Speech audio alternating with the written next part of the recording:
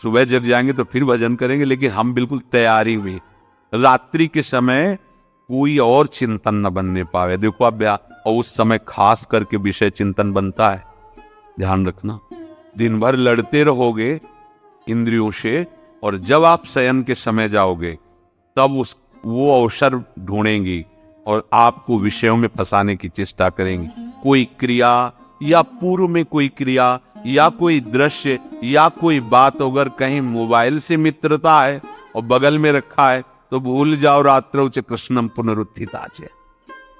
जब तक नींद नहीं आती तब तक फिर वो ऐसी सामग्री डाल देगा कि बर्बाद हो जाओगे। अब यंत्र का प्रभाव देख लीजिए, ये छाती पे मोबाइल होगा, यही धड़कन के साथ वो घंटी बजे और कुछ नहीं। ऐसा भगवान का खेल रचा है।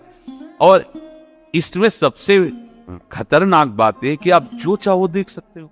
अब अगर साधक सावधान नहीं है तो समाज में तो ऐसे कट गया। अब एकांत में जब शयन के समय गया, उस समय मन आपको फंसाने की चेष्टा। प्रार्थना है अगर आपके पास मोबाइल हो तो एक उसका समय रखो।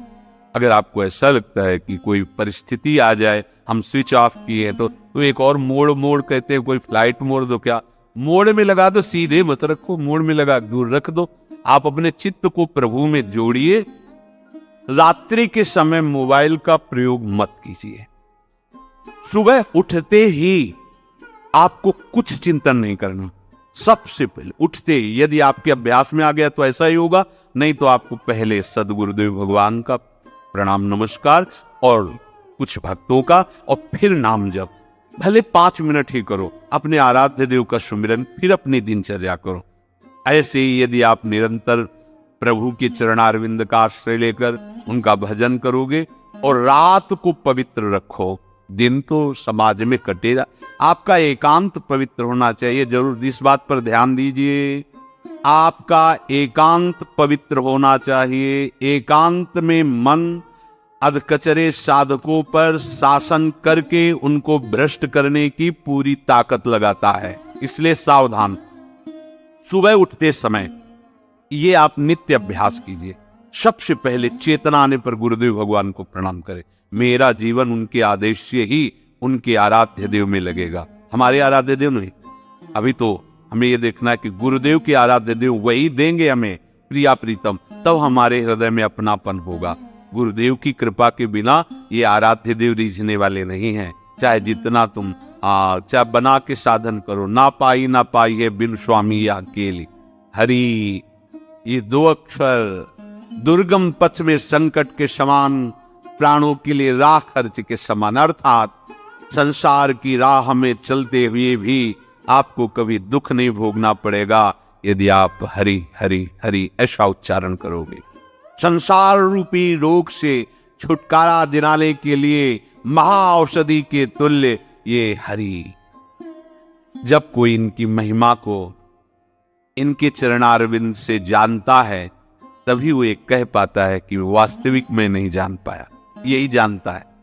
जो ये जानता है कि मैं जान गया, वो जान नहीं पाया। और जो जानता है वो यही जान पाया कि मैं जान नहीं पाया। इतने बड़े बड़े महर्षि, इतने बड़े, जो ये जानता है कि मैं जानता हूं, तो अभी वो जान नहीं पाया। और जो ये कहता है कि उनकी कृपा से जाना पर पार नहीं पाया, मैं जान नहीं पाया, वही असली में उनको जानता है। अखंड भजन।